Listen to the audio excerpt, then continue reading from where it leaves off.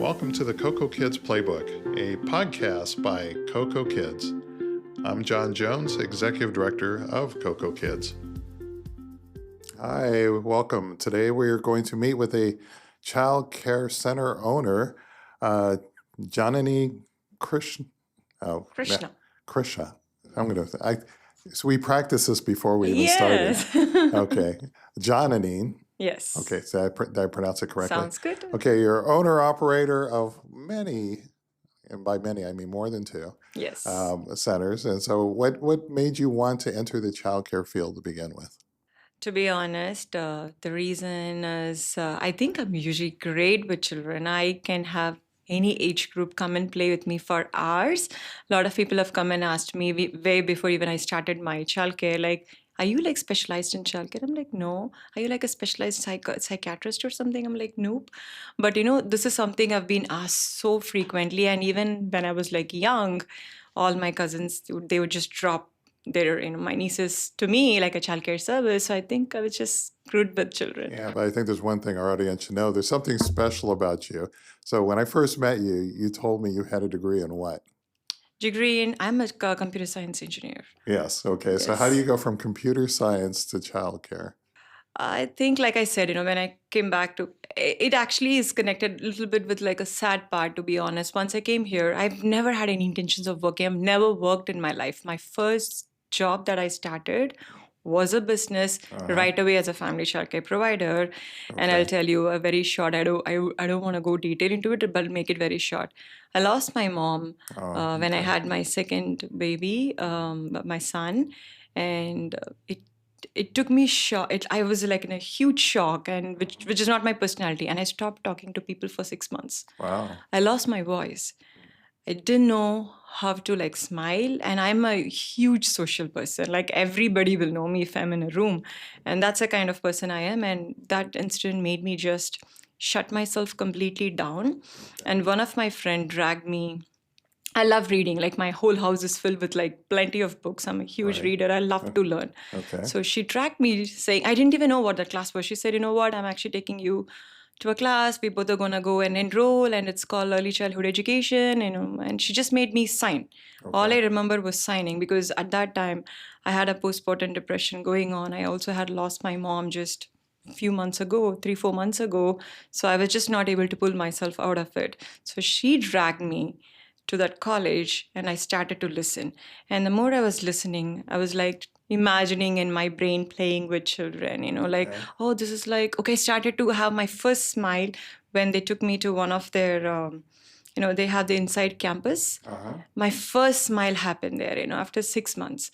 So I could see I was so mad at adult, because when I lost my mom, I was just mad at everyone. Like I didn't want to be around adults. Which is common when you lose someone close to you. And that's the first death I've ever witnessed in my life. So I didn't know how to like, get over it. It was just a lot for me to handle. And then being around children kind of made me like a very safe place. And, months went on, and when it was a year, I think I opened, when my son turned 1 year, is when I decided probably I might want to have like a childcare, because I love being around children. I still hated adults, but I love children. So that's how it actually started. All right. It was all thanks to her. She just changed my whole life. I still tell her to this day, I owe my whole life to you, my career to you. Like I never had plans to be in this career. So you're sending her a monthly check then? I should, right? I should. Good idea. I'll do it. Okay. So it sounds like, an event in your life kind of unlocked that compassionate side of you, and you're pouring it into children. And so that's a great introduction, because you always ask people, what's your origin story? How did you get into this field? Yes. And sometimes people will say, I just couldn't think of anything else to do, and I thought I was good at it, and I just entered it. But that was a really good story on how you got into the field. And Jerry, the one that's in our board, she was the one who made me realize that I was good at it. So I always tell her, I owe her. I always tell her that. She's my first professor. Okay. What do your kids say? My kids, are you good at it? I think I'm great, Mom. That I can definitely take that. But I don't know if my daughter would agree, because it's a teenager. Oh, okay. No, she'll never agree. Yeah, I don't think she'll. And I think that's fine. But they both are doing great in schools. They do have a good name with people around them. So I think I've raised them decent.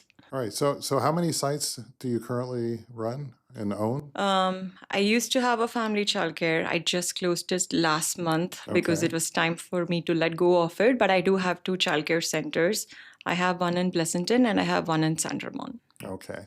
All right. And then you're looking to expand also. I am looking to expand into two more. And we Okay. are parallelly working on it. Both projects will start end of this year. Okay. So we know how difficult childcare is. You know, it's an expensive Business. service for families. It's difficult for owners to actually run. You know, you have to find staff and things like that. So as you decided to enter into this field, what were some of your first steps to opening your first site? I would say, since I did start as a family childcare provider, like I said, you really have to educate yourself. Even being a family childcare provider, like 95% of family childcare providers do not have a early childhood education background, right? For me, that was very important.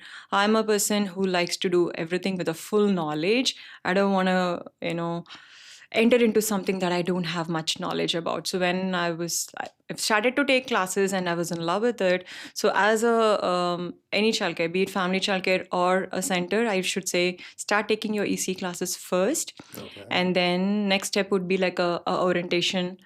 And then the next step would be like a health and safety and a CPR. And that's where you start. That's like the bare minimum. Okay, so it sounds like that computer science degree did pay off Yes. because you have this style of learning Yeah. and great. So what was the most unique fact you learned when you were taking those ECE classes? What did you That I what, should what have kind of raised stuck my with children you? much better. Like whatever mistake I did with my first one, Uh-huh. never made it with my second one, because I come from Asian background. Right. We're very big on academics. Like, we're not very big on emotions. We're not very big on like, social emotional. We're all about do this, study this. With my second kid, I raised him completely opposite. Okay. So it's more about let me give him some time, let me meet his level, let me be more understanding towards your feeling, which was never taught to me when I was in India. Okay. India was all about grades, grades, grades. And it was not about whether you loved it or you didn't love it. It was more about get it done. So I think the EC made me see it completely different. Okay. All right. So now you've taken us through some steps to open. So looking back, what did you wish you had known before you started the business?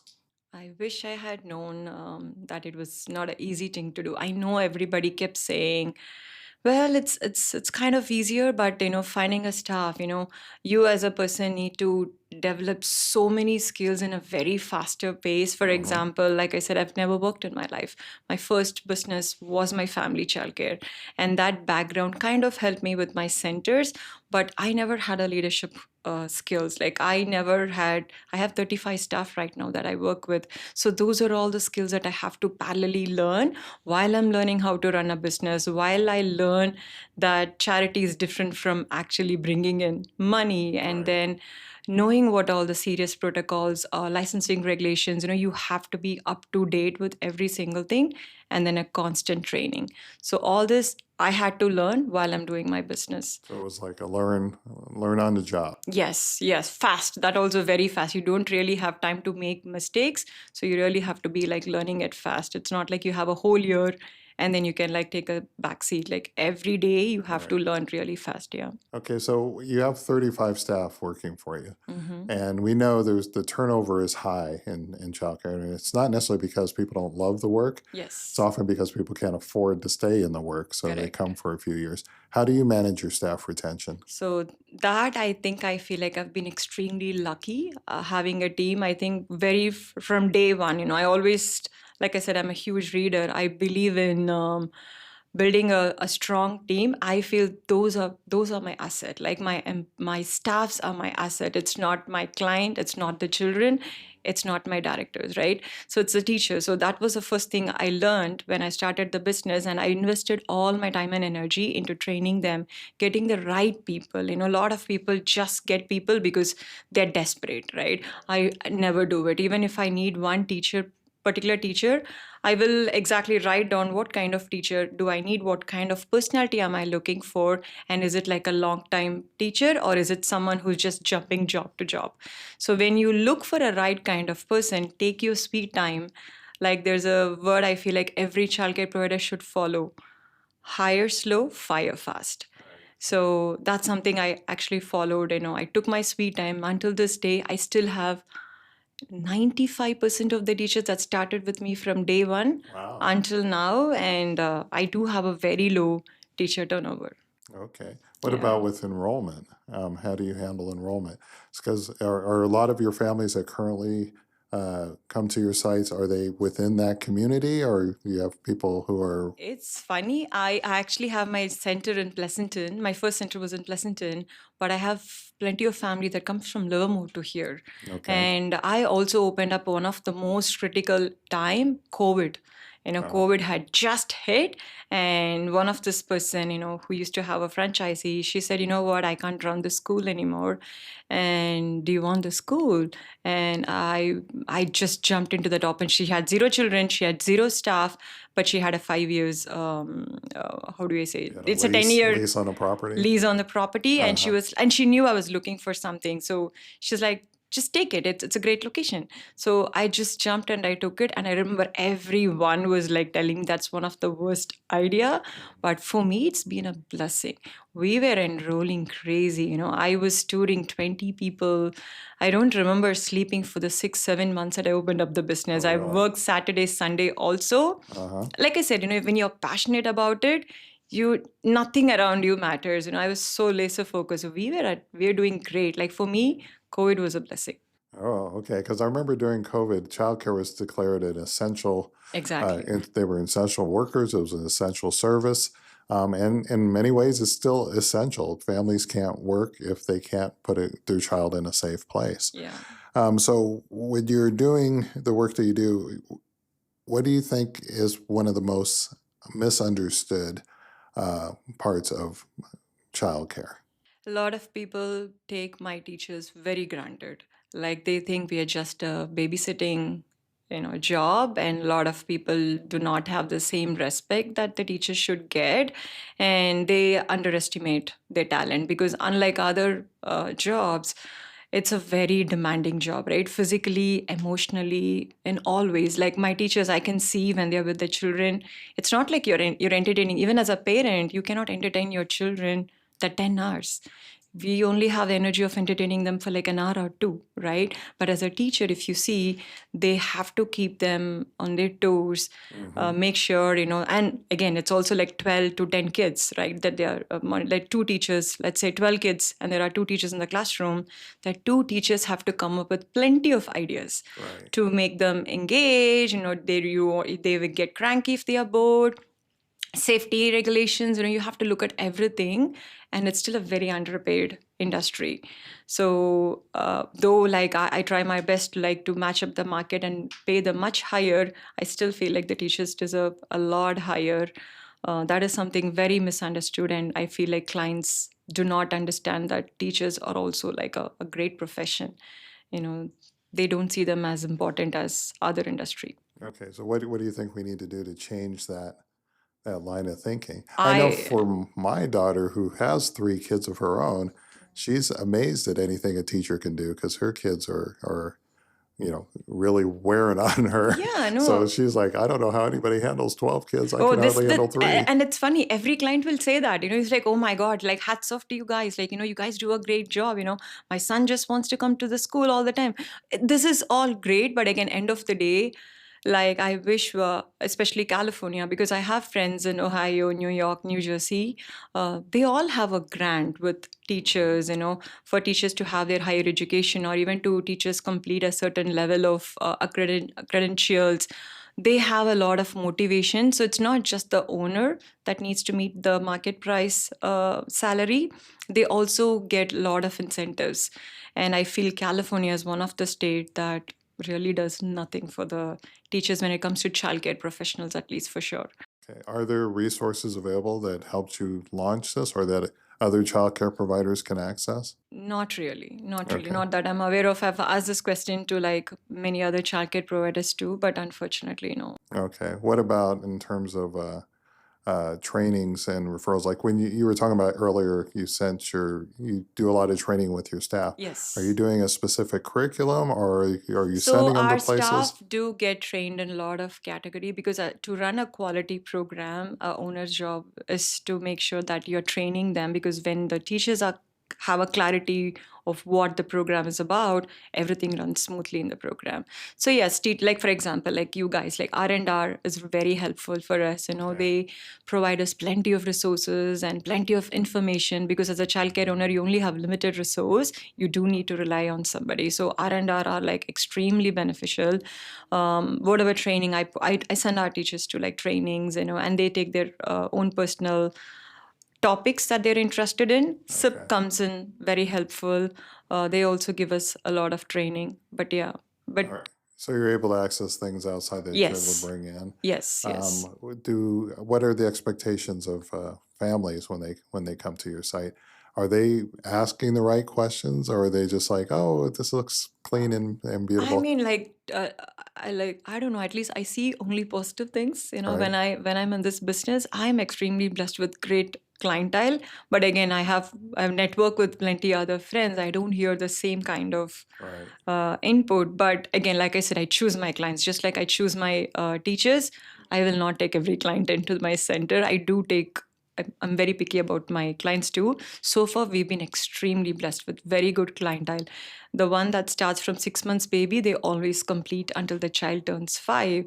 So we're able to make sure that we're very personalized with them. It's not like a regular center where we just say hi, hello, hi. Right. Very personal. For example, I stay more connected because as a director, she needs to have like a professional line. I've stepped out of that, responsibility. I right now I'm present in my center more like a owner. I have directors in place, but I connect personally with my clients and my teachers. So that builds like a very good bond. I will know if they had a fight with the mother-in-law yesterday or they had a fight with the sister-in-law. Having that personal connect, I feel like pays really well for a program, because clients are also too busy, right? They have a long job and they don't have much people to interact. They're also burnt out in their industry. So it's good to have that regular conversation where they can talk about anything with me. Well, I can testify because I've been to one of your sites, Mm-hmm. and it was the calmest place I've ever been in. Oh, If thank you go you.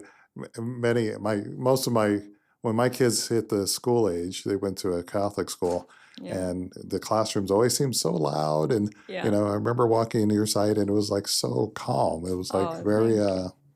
zen.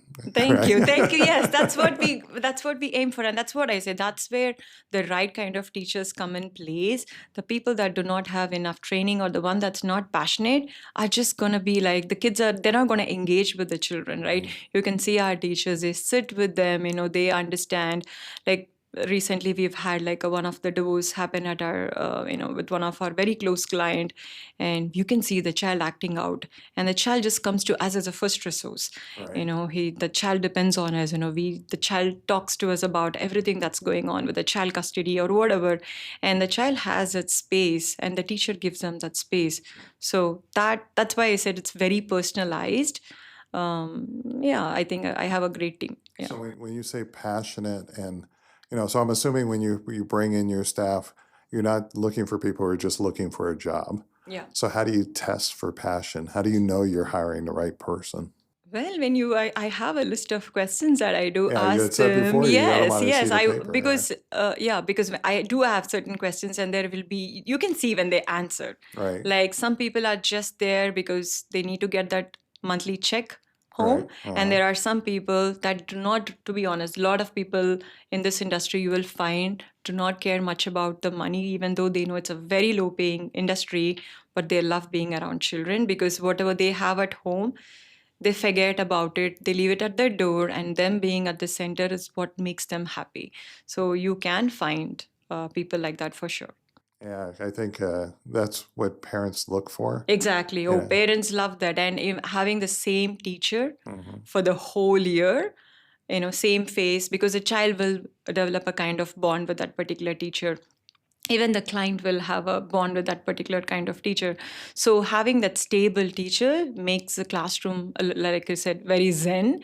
And the kid is not confused. Why do I have new faces coming into the classroom every day? And also the teacher, right? Also the families. So they really love a teacher who's very, passionate and gives them tips. I've seen like sometimes my teachers and my parents talking about recipes. Like, what food can we like give this particular kid? Like, what do you think of this? So those kind of like personal conversations need to be had instead of just come, drop your child and run away. You need to do that. I know my daughter, my family secret is my daughter called her childcare provider mom before she called her own mother mom. Wow, and I told her, great. never repeat that story again. So it's, it's been 30 years, so I guess it can come out. But that's what we want to be. Like when we say a home far away from home, this is what we mean, right? We want to be educational, and we also want to be that extra, personal, because we understand that kids have limited time with their families, and parents also have very limited time with them. So you see, they spend 10 hours with them in a day. So we kind of become their close relation, right? So you end up joining the family. Yeah, we do. I guarantee you, We do. when it was time to move on, I cried just as much as my kid Oh, did. I know. Like we are in tears too. Like every year, the children graduate and go to kindergarten. Oh my God! Like the whole classroom is in full tears because. But we are lucky, we still have visitors. They do come and visit us on and off. And yeah, it is a very hard industry. It does break your heart for sure. I know a couple of providers, they've had the children of the children that they saw. They've been in it for so long that those kids are bringing their kids now.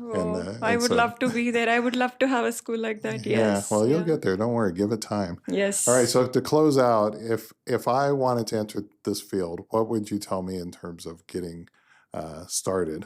I would say first visit few centers and learn what kind of program you want to start, because you need to know, are you a Montessori based? Like, what is your belief when you come to teaching children? What is the philosophy you want to have at your center?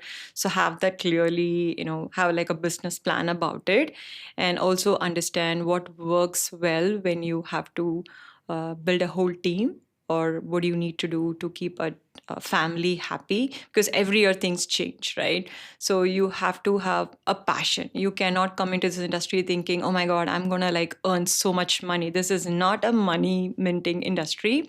This is a hospitality industry. So that is something you need to have, and you cannot think of profits right away. I have plenty of people that will call me and tell me like, oh my God, I see you have 3 schools. Looks like you're making a lot of money. Like, do you think I'll be making money in like a year? Horrible question, wrong question. Right. So I used to tell them, no, build a foundation, like do everything right. Automatically, everything will follow. Like the success follows automatically. So yeah, talk to people, understand the business way before jumping into it. And you do have to save a good amount of money. Because there are a lot of unseen expenses that always comes when you open up a childcare center. There's still insurance, facilities, plenty. all the things. So that's why I feel like you should sit down with somebody who's done it, understand the numbers, because I know a lot of people who jump in and have like lost like a whole life saving because it's not an easy industry, and also have like a good mindset. There cannot be a negative bone in your body. Like I wake up thinking like it's going to be a great day. I cannot think of waking like, oh my God, it's like I don't know what's going to happen at my school. Okay, so you just gave advice that you just told people to do exactly the opposite of what you do. Yeah. What you did. Yeah. Okay, so that's a good lesson learned. Yeah. Yes. Of course. Don't do like Janani. Yeah. Janani, yeah.